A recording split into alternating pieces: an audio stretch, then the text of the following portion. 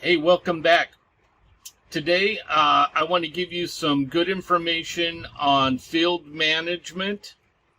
And then I need to talk about something really important. You all should hear this, so I hope you stick around and listen to it. At the end, I'm going to tell you where to get a really killer deal on some work boots. So let's get into this. I kind of want to highlight the importance of field management. I've been talking about that for a while. And, you know, your project manager, your contractor, they think they can manage projects at the office level, and they're full of beans, you know. You need to have good field management. So back in, I think about 2016, I found an ad on, was looking to make a change. I found an ad on Craigslist for a company, a local company near my house that was building a solar project. So I went and interviewed, and, you know, they hired me to manage the electrical portion of it. And it was actually a 2 megawatt carport system up on the parking garage at the Tampa International Airport. Okay. And so I went out there. They had a project manager. After 2 weeks of being there, they came to me and they said, hey, you know, we think you're better than our project manager. Will you take over the whole project? And I said, sure, I'll take over the whole project. You know, basically was the structure for the carport was actually poured and cast in concrete.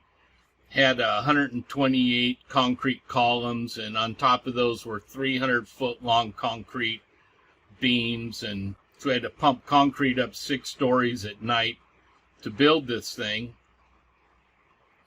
And of course, you know, I asked for permission to use my own system of managing that project, and oh no, you know, my own scheduling. Oh no, you can't do that. The client is specifically requesting Microsoft Project. So I'm like, okay. I did the same thing I always do. I just used my software anyway, and you know, didn't tell them I was using it. So they actually, this was a utility client, and they brought in a master scheduler, a guy who was only job was to write and manage the schedule, and they tracked every nut, bolt, and washer that got installed. Had this big complex schedule, right? Some point in the project, he was predicting, okay, it had to be completed by the 31st of December, 2015, I think it was. And at some point he was predicting, you know, late January, early February for a completion date. And they had a big meeting with all the teleconference with several vice presidents of the company and construction managers and all kinds of people. And they were just, you know, just beside themselves over this, you know, we're not going to finish on time thing. And finally, one of the vice presidents, a lady, you know, asked him, has anyone talked to Dennis about this? What's his opinion? And I spoke up and I said, well, if you ask Dennis, he's going to have all of his inspections complete by the 13th of December, and he's going to start the machine up on the 20th of December. And they all laughed. You know, oh ho, yeah, sure you are. And so 13th of December came. All my inspections were complete. I didn't, however, start it up until the 22nd because the rep for the inverter company that had to commission the inverters was hung up in Honduras, and he didn't get there till the 22nd. He was supposed to be there on the 20th. 22nd started it up, no problems. Completed on time. And so because of my success there, it was a very difficult project because the subcontractor that was doing the concrete had to be replaced, and that was messy work and just delayed the project. And so, all that time had to be made up on the electrical portion. But because I completed it on time, just like I said I would, that client came back to the contractor I was working for and told them that, we want to give you another project if you'll have Dennis manage it for you. And they did that, and I ran it, and they let me use my own software, my own processes. They're like, yeah, whatever you did last time, just do that again. We don't care about Microsoft Project or, P6 or any of that. Just, do your thing. Okay? This is the same thing that's going to happen to you. You're going to go to your contractor and you're going to say, hey, I learned this new stuff and I want to manage my project this way. And they're going to tell you, oh, no, you can't do that. We know more than you do about how this has to happen, and you just got to follow our rules. Say, okay, do what I tell you to do in the background. One project is all it's going to take to open their eyes, and then they're going to come kiss your ass and ask you if you'll do it again. And once you get to that point, now you can go work anywhere you want. Because the industry is ripe for people who know how to manage projects at the field level. Because there aren't very many successful people who can do that with consistency.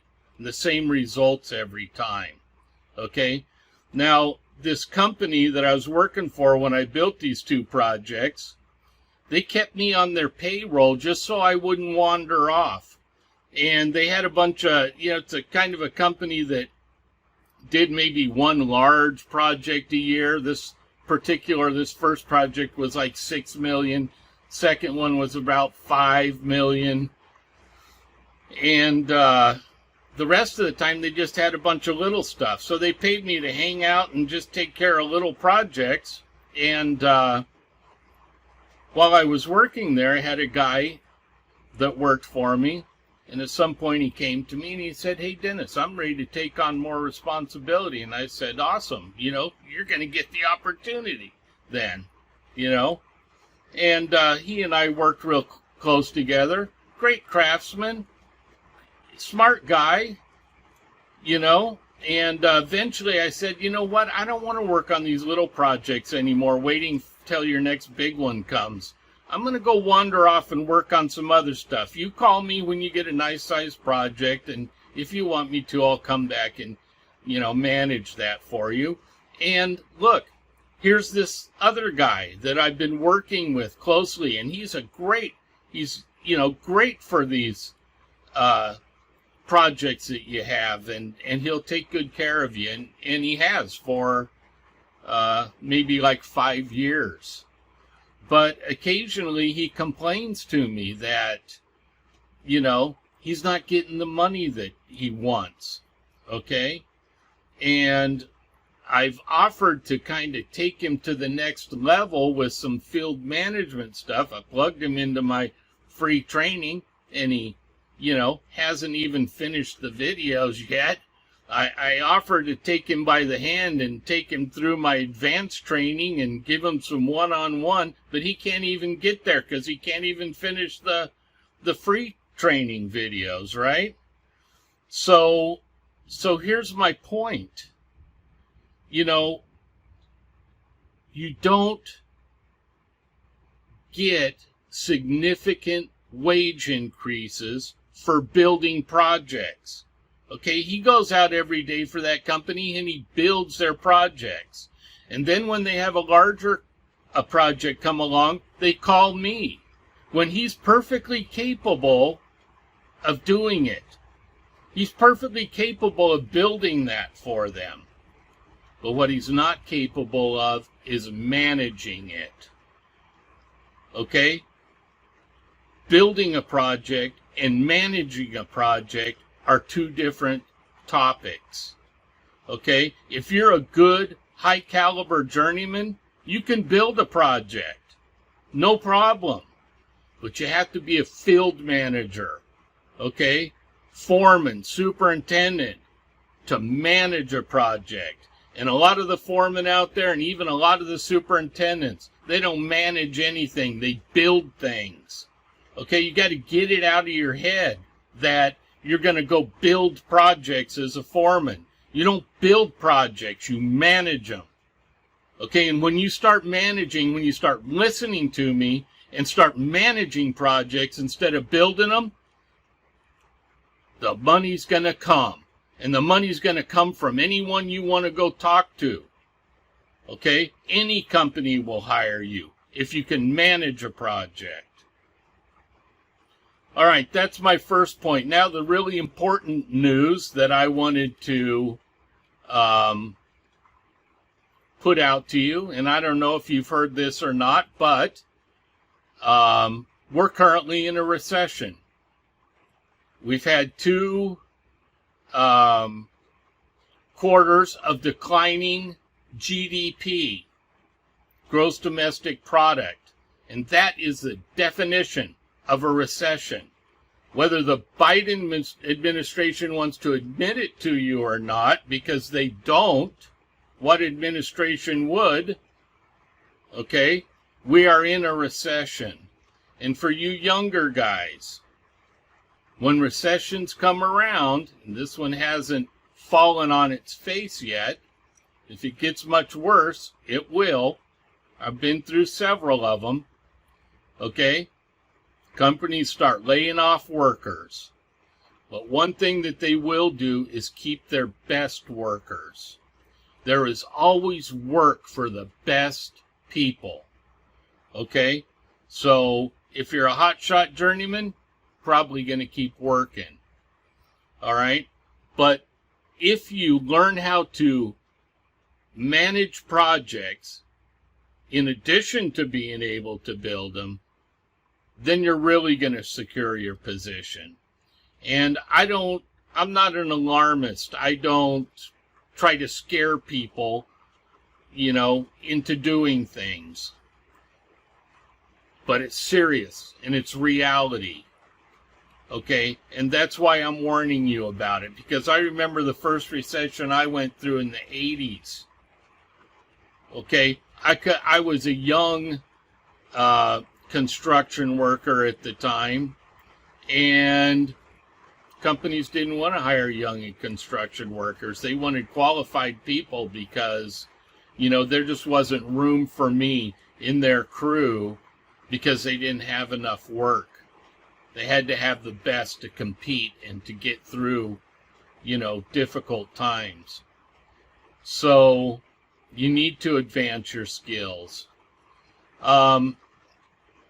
There's a website that I became aware of that teaches some good field tactics. I don't think I'm going to reveal it here. I'll do it in my next video because I want to put it to the front so it'll get a little more attention. But I'll send you to a great website I found that teaches a lot of mechanical skills and things like that. So if you're a young electrician, you might want to kind of binge watch some of that and just get up to speed on some of this stuff. Get yourself prepared and insulated in case this recession thing does turn worse. You want to keep working, and I'm telling you, they're only going to keep their top guys. Okay, so a little bit of concern there, and be aware of it. I'm not trying to scare anyone, but now's a good time to get yourself prepared to weather that storm is all I'm saying. And then the last thing I want to cover is I took the weekend off last weekend. I went out to Pennsylvania to visit a friend. I'm working in Ohio, so I just drove out there. It's like 5 hours. And while I was out there, I told him, hey, I want to go look at some boots. I need some new work boots. And he said, hey, I know a great place. I'll take you there in Ohio, just across the border.